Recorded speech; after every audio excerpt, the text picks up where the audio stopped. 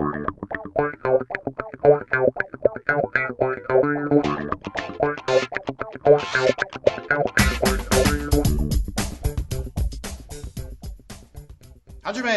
Welcome back to Comic-Jutsu. This is JT McRoberts, and I'm joined once again by Phil K. What's going on, citizens? Yes, welcome back, citizens, because if you are watching this, you are a member of the Comic Book Dojo, and therefore a citizen of the Comic Book Dojo, until we come up with something better. But today we have something better, Phil K. I'll be focusing on who? On the hands of Shang-Chi. It's shahng-CHEE. shahng-CHEE. shahng-CHEE. shahng-CHEE. Shang. Shan. S-H-A-N-G. Shang. The master of Kung Fu. Maybe not who, but what. We're focusing on the hands of Shang-Chi. S-H-A-N-G. Shang. Shang-CHEE. Shang-Chi, yes. Thank you for correcting me there. No I've spent my whole life calling it Shang-Chi, so I slip into that Shang-CHIE. quite a bit. That stuff, Kung Fu. Always barefoot for some reason. But that is a laborious title there, the hands of Shang-Chi, master of Kung Fu. I mean, they're really working to get it all in there. But much like Iron Fist, Shang-Chi is a favorite character of mine, as well as Phil K, of course. Here you can see the other issues which feature the work of Shang-Chi co-creator Jim Starlin. Light's a little bit off there. Lift that up a little bit. He was involved in 3 issues before he departed, as was the scripter Steve Englehart. So very interesting. And one thing they reveal about Shang-Chi is that it all started because they wanted to do a Kung Fu comic book. They actually wanted to adapt Kung Fu, the TV series, and turn it into a comic book. So there's a bit of a back and forth on, a bit of a chicken and the egg conundrum about this, because the question was, did Steve Englehart and Jim Starlin want to directly adapt the Kung Fu TV series, or did they just want to do a Kung Fu series because they were inspired by the Kung Fu series? But then there were some other people that literally wanted to do a Kung Fu TV series. And Roy Thomas tells the story, I believe in Comic Book Artist, where he tells the story of DC also considering to do a Kung Fu the TV series adaptation. Okay. But DC's initial response was the same as Roy Thomas's, in that they didn't want to do it. They thought that Marvel could just do it, and they would instead do an adaptation of Fu Manchu. And when Roy Thomas heard that, he said, you know what? I'm going to go out and get the rights to Fu Manchu. And then when Steve Englehart and Jim Starlin came to Roy Thomas to pitch their Kung Fu comic book, we'll just call it at this point, he said, okay, you can do this, but I want you to put Fu Manchu in there. He's the son of Fu Manchu. So he went out and got the rights, and that's how it happened. Boom. A favorite character of mine, you see that I have a lot of rarities. I've got a pretty good run of the Master of Kung Fu series. So we will definitely revisit this. Here you can see the great artwork of one Paul Gulacy, who takes over after Starlin leaves. We see the first Gulacy artwork issue. And his early issues are a little bit rough. He leaves and then comes back. And it's on his second run where he really kicks into gear, where his storytelling becomes cinematic. Definitely a big inspiration drawn from Bruce Lee and the James Bond films for those particular issues. But here you can see, as we open this up, everybody was Kung Fu watching. They talk about the zeitgeist of the time, which was Kung Fu films. There's a nice little Paul Gulacy pin-up little montage that he did of Shang-Chi with Fu Manchu. And I was about to say that's his sister, but it's probably not his sister since she has her pasties on.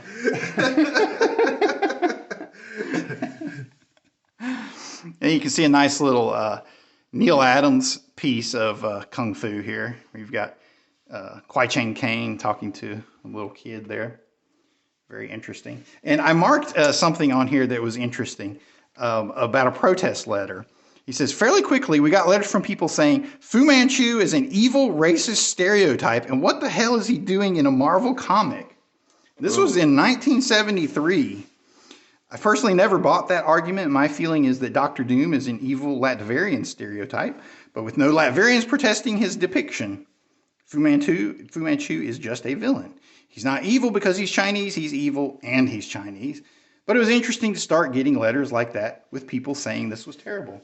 So it's pretty interesting that you had people protesting it all the way back in 1973 and 1974.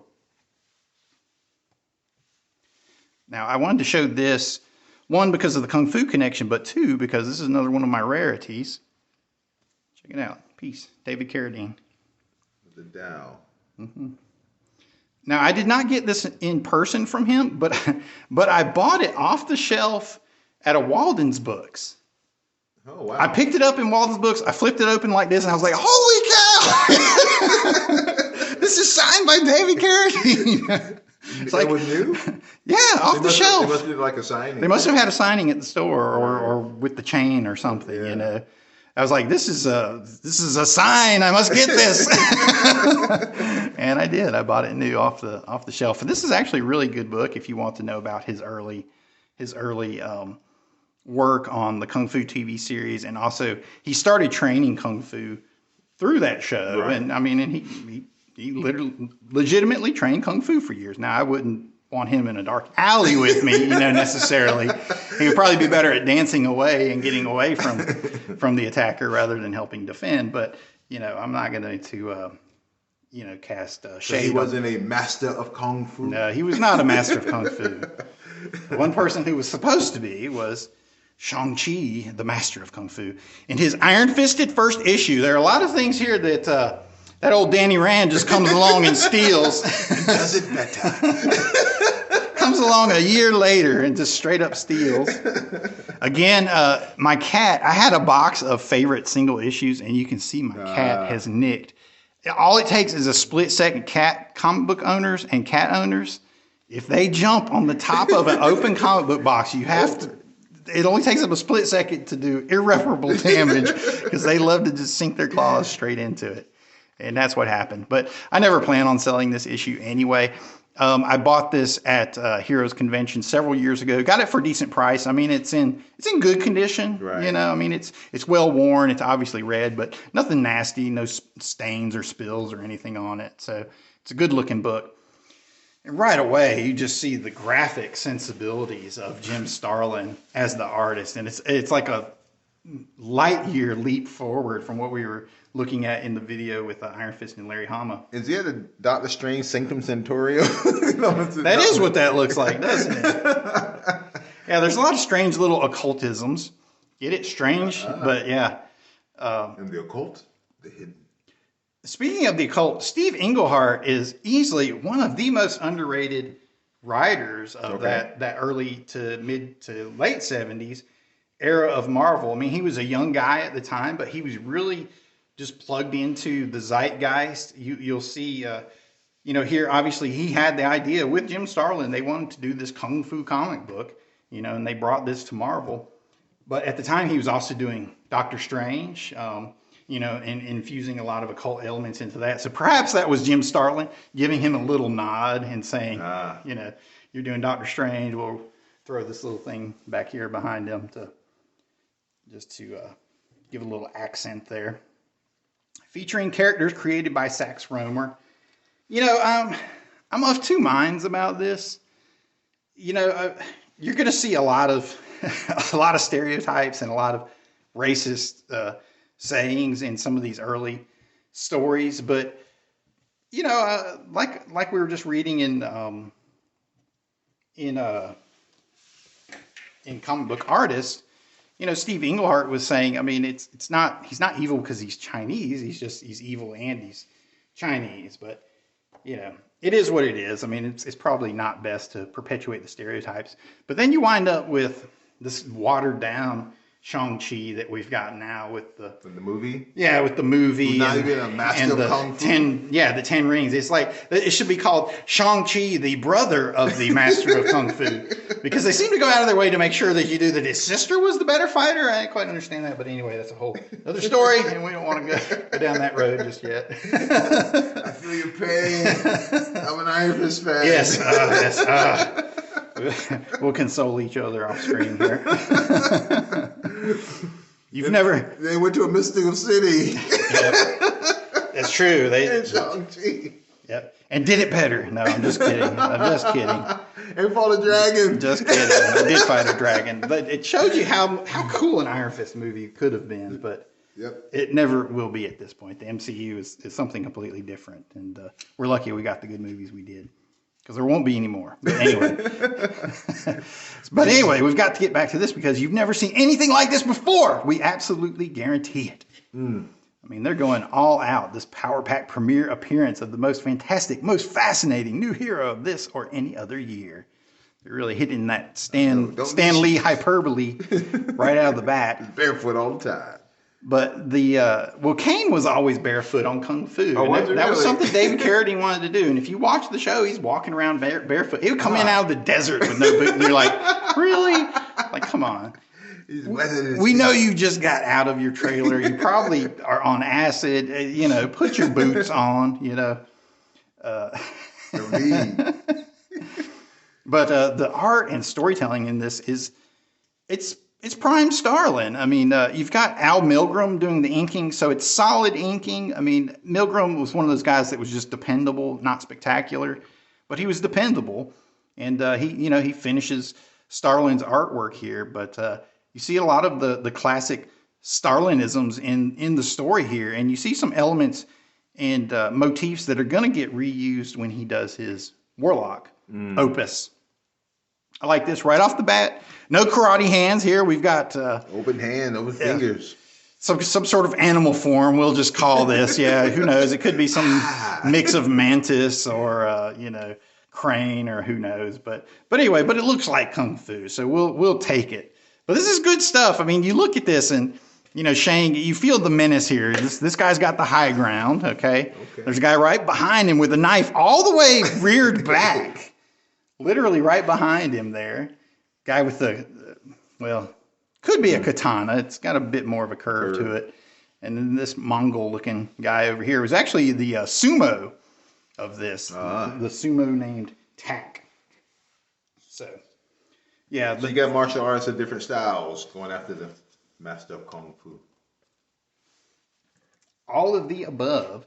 Oh, and I forget to mention that in pure storytelling, even though we were talking about the art, that Englehart lays out the entire crux of Shang-Chi right here on the first page, because his father is the most infamous villain of all time, Fu Manchu. So they give you the dilemma. Everything is right here on the first page.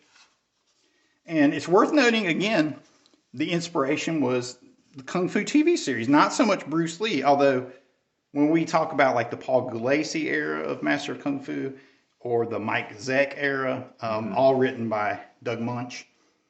Those were most definitely drawing inspiration from Bruce Lee and Enter the Dragon. And those guys even say as much. We're just going pure Bruce Lee in this. And you'll see that when we break those issues down. You'll see Bruce Lee poses and all kinds of things. But anyway, so good combats here from Jim Starlin, who, to my understanding, had trained judo. So it's interesting. But anytime somebody trains in some sort of style, I mean, you pick up things, you learn about body physics and timing and combat and all of these elements that go into it. So you see a lot of timing involved here. Shang-Chi showing off a lot of his acrobatics, much like Fist and Daredevil have, or Cap as well. Just straight up ducking this straight kick here, this thrust kick. Much better art than the Iron Fist issues.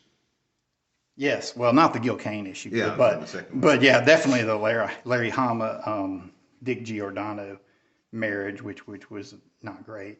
But interesting little storytelling element here, where you have these very small panels with Fu Manchu just starting to flash in. The menace. And it would have been interesting to see that this reads completely different without spoiling everything on the first page. He's the son of Fu Manchu. I mean, they tell you this, from the very beginning instead of letting you learn it and find out about it over the course of the story. So here you've got ducks the kick, spins around with the spinning back elbow, looking like John Jones or Anderson Silva there. You see Fu Manchu coming more and more into focus as they widen the frame, the panel with him in it. This looks like a good round kick there to dispatch somebody, dodging the katana strike. Now it's definitely a katana because the guy looks like he's in some sort of kimono there. And here spinning, this looks like a spinning heel hook from the direction that it's coming around to catch the guy on the jaw. So good choreography all around. And then this guy is the sumo assassin. Now, mind you, we're dealing with Kung Fu, but they lay out, I think on the first page even, that Fu Manchu has thugs from every nationality and just all across the world, from Hashishin to Kung Fu cultists to ninjas and all kinds of stuff. So he doesn't care. He'll use anybody to commit his evil. And here you see this little pattern here, this little motif of the two characters being mirrored and coming together here in the center. You see this repeated in his Adam Warlock stories, where it's Adam Warlock on one side and the Magus on the other. Warlock representing the good that's within Adam Warlock, and then the Magus representing the evil that is within him, and them being two halves of the same being. And that is the dilemma here that Shang-Chi faces. Now I made a little note to myself here. I thought this was funny. We got Panama Red shirt design right there in the middle, so they're promoting drugs. Little did Marvel know, right in the middle. But I always thought that these were definitely Bruce Lee inspired. But even the timing of this, Enter the Dragon had just literally been released the month before that they would have started working on this. Okay, so Enter the Dragon comes out in August of '73. And then this is published, it says December '73, but with comics, they're always 3 months ahead. So this hit the shelves probably in August, maybe September. So it's right there when Enter the Dragon is still playing in theater. But Kung Fu TV series had already been on air for several years, starting in 1971. But just great storytelling. I mean, these guys really hit it out of the park with this first issue. I mean, you have everything at play. You have the moral dilemma set up. Shang-Chi is convinced that his father is a good man. And Fu Manchu comes to him and he says, this is interesting. You are a living weapon. Another thing they stole from Iron Fist stole, that Guaylo. So you say. But I think they were talking in the office and they took it from the Iron Fist creators. That's my story. A year ahead of time. They were discussing ideas. There you go. The original living weapon. But but just good solid storytelling from Jim Starlin here. I really like, I flipped past it. I really like sorry to keep flipping back and forth, but I really love the black. If I was going to do Shang-Chi, I would use the black Kung Fu suit. I like that with the black and little gold rims and everything. I'd probably change the gold trim. I'd probably change the color of the belt, just keep it red maybe. But I like the black. That's cool. I think that could be a really cool look. So Fu Manchu convinces him he has to go kill this evil man, the most evil man in the world, he tells him. But the irony is that he's not an evil man, okay? So Shang's like, yeah, I guess I have to do it. He's the most evil man in the world. I mean, there's no other way to avoid it. Showing his naivete, much like the young Iron Fist. And he does it. Finishes him off with the old judo chop. Yep. Good storytelling here. Nice quiet panel here, and you see the reaction, the death spasm almost with the hand. Now, it's interesting to note that in comic book artist, Steve Englehart admits that he mixed up the names of these characters. These characters are from Fu Manchu. Okay.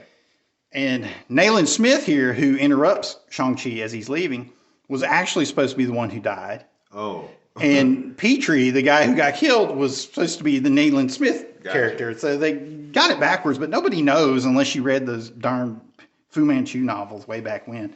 But they just rolled with it for years until they got a notice from the Saxe Romer estate, and they're like, look, you killed off a character that's never supposed to die. We need you to fix this. And they forced them to address it, and they brought back the other character. So kind of a odd little origin point that happened there. He kicks the gun. Which is not bad. I mean, if you're at a distance. Barefoot. Yeah, you got to be barefoot. He's got iron feet. I know. Kid with the golden feet. Yep, man with the golden feet. But, the kick defense against the gun, that's actually classic Bruce Lee. I mean, it's the first weapon you're going to be able to get to, your closest weapon to the target if you're not able to get to them or just get away from them. But good storytelling here. So Nayland Smith says, well, evil, I'll tell you about evil. And he tells the young Shang-Chi all about his father. Great use of the montage artwork here, showing all of the Fu Manchu minions behind him, mix of Chinese, Japanese, Indian, just all across the board, as well as like his occult servants here. He has like the rat, and he's got like spider, animal swarms and stuff at his service. You see a female here, no name though we do eventually in later issues. We are introduced to Shang's sister, of course, who is apparently now the master of kung fu, but whatever. But great little image there. Just Starlin firing on all cylinders here. And here he tells him about them killing this guy. And here you see Fu Manchu holding up the rat. Like, this is almost like in 1984 where they tortured that guy with the rats in the cage and whatnot. And they tell you through the words that they killed him after that. So good storytelling here. He reveals the damage that he's taken, and Shang believes him. He's like, my father did this? I mean, he'll just believe anybody, apparently. First he believes his father, then he believes this random dude. Like Daredevil, he can hear the truth. Yeah. Oh, this is something I wanted to mention too, which is why I like looking at the actual floppies, is looking at the format sometimes. Like, look at this. This says it says Spidey, but I think it's supposed to be Spidey. The S is missing here, okay?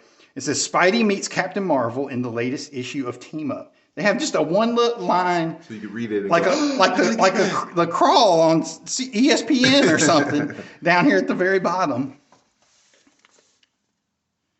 See that under Shang's picture there.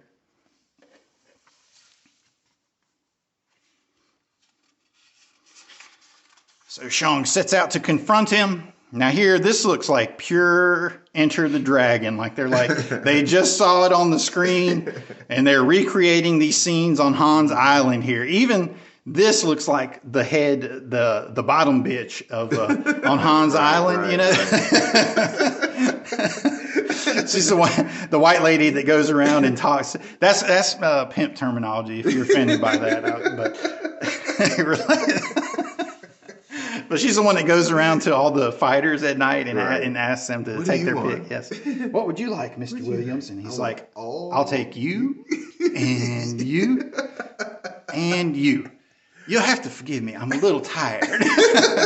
Just classic Jim Kelly there. And then, of course, they go over to Roper's room, who's played by... forget, I'm talking too fast. But anyway, and Roper she says, make up your mind, Mr. Roper. And he's like, I already have. And he's looking dead at her, and she's like, wise decision. But anyway, so this is a lot of this staging and even the costuming looks literally like it came out of Enter the Dragon. So there you go. But this is Shang's mother, who actually we don't see a whole lot of. I don't remember what happened to her. I need to revisit these later issues. Yeah, this is interesting. She says that Fu Manchu is actually conducting eugenics. She doesn't use that name, but she says that I was chosen because he knew that he could mate with me to create the perfect specimen. Yes, and she's like, and I wanted to do it. I'm a world-class athlete. I could not love him, but I could hunger for his power. Power I could transmit to a child of mine. By him, I wanted a son who would be a king. and I am he, your son. There's some drama here, buddy. I am he, your son. I am he. Maybe I should put my shoes on now. No. But here we go. The son of Fu Manchu.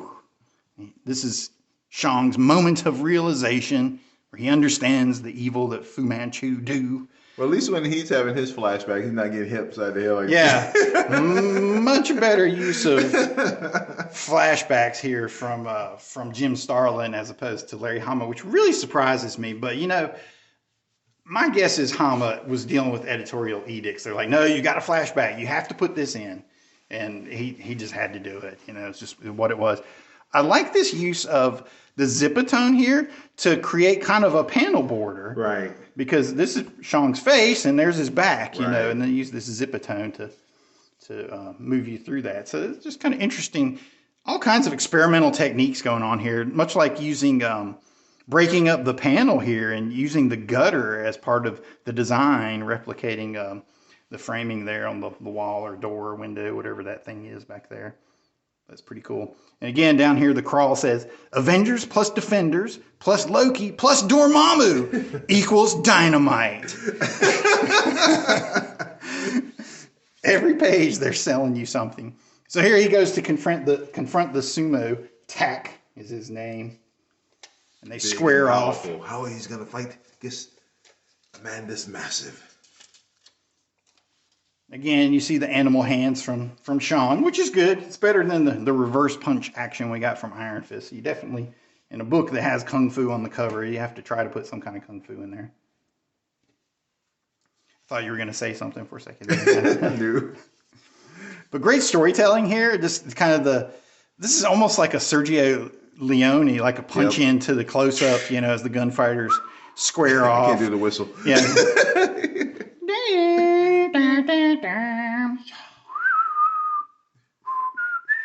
Like that. You know, the punch into the face. Close up on the hand. It would be the hand over the gun holster, you Right. know, but here it's the animal, grip. whatever this is, the tiger claw or whatever. That's not a tiger claw, but it's something. You know, the grimace, and then as they engage, and then he is upon me. They do the engage here in shadow. That's interesting storytelling use. I like that. What happened? Pow. Turn the page, and he runs in with a round kick to the body. Look at this. And that had to hurt as big as that sumo is. Boom. Sumo's doing round kick. That boy got some flexibility. Yeah, and I'm surprised that he didn't open with a grapple. It was just like a bear hug or something. You would think of sumo, right? Yeah, you would think sumo, and plus with Jim Starlin's familiarity with judo, which we will see pop up here at the end of the page. So Shang takes the round kick to the body. Looks like he catches an elbow follow-up. All right. And then from the ground, he does a little kick to the back of the knee.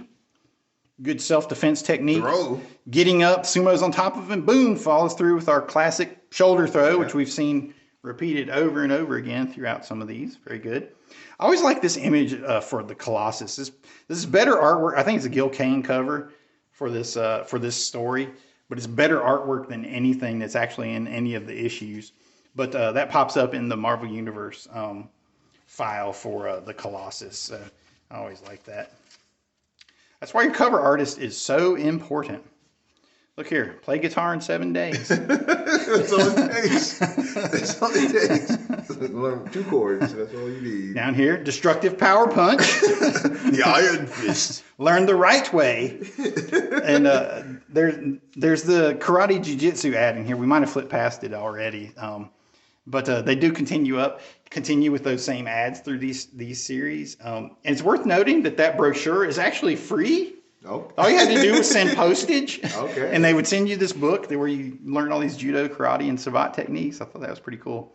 And jiu-jitsu, which they use the Brazilian spelling. Aha.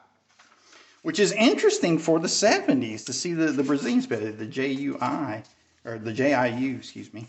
Confusing everybody now. So you see the throws continuing. The notion being that in the gutter, although this is one image, really nice the way that Starlin tells this, that Shang would have actually landed on his feet and then followed up with a kick immediately behind him, which is pretty cool. And we actually saw something like that live. If you remember that tournament we were at in the early Or we saw Matt. Oh yeah, Matt Serra. Matt Serra and Shaolin. It was Shaolin Vito grappling, Cadero, and he threw Matt Serra with the shoulder throw like that. He planted one hand and then landed on his feet. Yeah, and Matt Serra planted his one hand and flipped over on his feet like Daredevil. We were just in awe, like, oh my god! That was Matt Serra before he fought in the UFC and knocked out GSP, Joyce St. Pierre. 2-3 years before. Yeah, we were right there. It's pretty cool. So he lands, kicks, follows up with another kick to the back of the head, uppercut. This is all good stuff. Actually, this might be a palm strike even. Yeah. Palm strike and then just getting dirty, grabbing the hair. Yeah. I mean, I like it. And I don't know about this kanji here. I think this is all just gibberish. I was going to wonder if it means anything. Yeah, I don't think it's Chinese, and it looks more like kanji, but it looks just like gibberish, just like on the Doctor Strange window there at the front. So, but it's just to make the page flavor. Yeah, give it a flavor, just to spice it up, give it some life, and I like it. That's a great fight scene through that page. Who would dare attack Count Dracula? You'll never guess. No, they don't even tell us what issue, when, or anything. You'll just never guess, and you'll never know from that. Apparently, you'll never guess. Could it be Blade? Could be. It could be. This is about the time that Blade popped up, actually. Blade, the Daywalker. Heave. So another throw here to finish him off. Throws him into the wall. So there you see the judo influence coming into play as Shang throws him through the door. And he says, there's nothing left to oppose me. This is good storytelling here. So you get the idea that Shang walks away and panel's empty. And then following in his footsteps. Like a beast. Yeah, the werewolf or something there. This is all great storytelling. That's what I was talking about. Like, these guys really just hit it out of the park. I mean, they had an idea. And they set out to embellish this through the artwork, through the storytelling, through the writing, through the concept. I mean, just everything. And they made the edict to put Fu Manchu in here work. Is Fu Manchu making creating experiments in the back? Mm-hmm. Makes his way through his laboratory. He's got his little rats swarms, some kind of ape skull or something there. But just great storytelling. So you've got just this stuff just prettying up the page. Shang is walking along. You see the shadow following behind him, like the texture there on the wall. The shadow broken up by the outline of the stone. And then it attacks. A gorilla is what he calls it. So, right. So it's a gorilla. So it's cool. So yeah, this is a tough fight right here. It reminds me of that mime. Without the Iron Fist. Yeah, it reminds me of that meme where it's like how to use jiu-jitsu against a bear. Have you seen that? Yeah. It's like first you do this, and then you grab their back, and then you wake up and realize you died. He's gonna fight a gorilla. Yeah, Not a gorilla. Fighting a gorilla. Gorilla. I mean, if you listen to Joe Rogan at all, he'll tell you quick that they'll rip your dick off and eat it. So that's not an easy fight to take. I mean, eat it.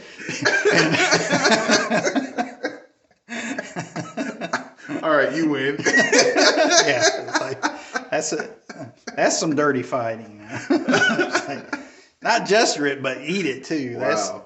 That's some next level, like ownage right there. But great figure work here from Starlin. I mean, you see the power of the gorilla. And also you see the use of psychic space, which I'll talk about a lot when we talk about Kirby, about how this gorilla starts to take over the page. You see more and more, like here in the middle, he completely overshadows Shang. You lose sight of him. Boom. But then as you see, it looks like he's lost. He comes fighting back. I don't know what this is. A double palm strike. I guess it's a knockout blow. That's what I call it. I don't know if it will knock him out, but we'll see. Yeah, I mean, I think at this point they're just trying anything to come up with that. There we see the ad for the medallion coin, the Spider-Man medallion coin. Then it turns and he's still out. Then hit him with a. He has to use his environment a bit, so he Jackie Chan action going on. So he kicks over the burning brazier, which sets the gorilla on fire, and it runs away. And then you see him posing over here. Bruce Lee, almost like Bruce Lee style, Animal style there. Although it is worth noting, actually, Shang is trying to get away while it's burning. I misspoke there. So he makes it through the doorway, and he's up here, and it leaps at him, and he ducks, and it falls. Burning all the way down the steps. But again, great backgrounds here from Starlin. And that's one of the things that I say about him with his work in like Adam Warlock. I mean, his storytelling at this time was like a leap forward. It was kind of in that chain from Kirby to Steranko to Starlin. I mean, you saw him kind of synthesize elements, the design elements of Jim Steranko, along with the powerful figures and the dynamic action of something like Jack Kirby. Did they say how old the character Shang-CHEE was? Did they even mention it? If he was like 19, 20? They don't mention his age here, but he's supposed. The idea is he's supposed to be young. So I mean, he probably is like 18 or 19. But this way they draw him like with like the inking. I mean, he definitely looks old. I mean, he looks like David Carradine essentially. Roy Thomas mentions that their initial design for Shang-Chi, he had a mustache. Oh, so I imagine, I imagine he had either a Fu Manchu type mustache or some kind of like handlebar mustache. Yeah, they're like, you can't get the villain hero mustache in the 70s. Roy Thomas told them that. He said, no, that's not going to work. You got to get rid of the mustache. And it was a good idea. You never saw a facial hair return for a hero for Shang-Chi. But here he tells Fu Manchu that he understands that he's the evil one, and he refuses his offer to rule the world next to him, and he walks away and he leaves his little gi. It's kind of a strange choice to have the Dai Chi like that, representing Fu Manchu, that he's walking away from that. But I think they're just doing the Spider-Man costume in the trash can thing here. They're not thinking about the Dai Chi so much. Although Steve Englehart definitely was a student of philosophy. Sinks into the shadows. We will see, Jean. We will see. Great storytelling there. I mean, very moody, almost like film noir, as he sinks back into the shadows. And Shang makes his way out into the streets of New York, which is apparently where... that chin, though. I'm like... Yeah, it's a mess. I mean, Al Milgrom is not a great choice as inker. Like I said, he was fast and he was dependable, but not flashy. Doesn't have a great delicate line. And as we will see over subsequent episodes of Comic Book Dojo, your inker is very, very important. But the next one, midnight brings dark death. Dun, dun. And they tell you Shang-Chi's name right here. Shang-Chi means the rising and advancing of a spirit. Which I don't know if that's a direct translation, but we do know what chi is. So we're like, okay, we'll buy it. Yeah, we'll go along with that. Here you got the classic Flex Mentallo ad there. Get big. There at the back. And there you go. That is the first appearance of Shang-Chi, Master of Kung Fu. More Kung Fu than karate, which is good. Dynamic fights. Definitely see a lot of the influence of the Kung Fu TV series. And we'll have to follow up more in the future and talk about these follow-up issues with Jim Starlin and see what remains consistent in these early issues, and then maybe talk about what changes as well. And of course, we'll have to come back and revisit the Paul Galassi era. I mean, if we flip, we have to be careful even flipping this open, because we'll start like, oh my God, look at that, look at that, look at that, look at that, look at that. That's amazing art. Yep, very graphic. Jim Steranko influence there. Oh, look at this. I mean, the rendering on this is incredible. But anyway, for another time. Thanks for watching. This is Comic Book Dojo. I'm JT McRoberts. Phil K.